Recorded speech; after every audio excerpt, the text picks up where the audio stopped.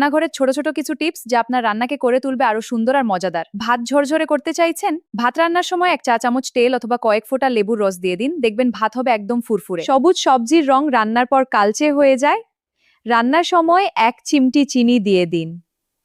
সবজির সুন্দর সবুজ রং বজায় থাকবে। ডালের স্বাদ বাড়াতে চাইলে রান্নার শেষে রসুন বা পেঁয়াজের ফোড়ন দিন, সুগন্ধে পুরো রান্নাঘর ভরে যাবে। মাছ ভাজার সময় কড়াইয়ে লেগে যায়, তেলে সামান্য লবণ ছিটিয়ে নিন, তাহলেই মাছ সুন্দরভাবে ভাজা হবে।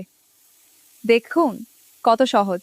ডিম সেদ্ধ করার সময় পানিতে একটু লবণ দিন, তাহলে ডিম ফাটবে না আর খোসাও সহজে ছাড়ানো যাবে।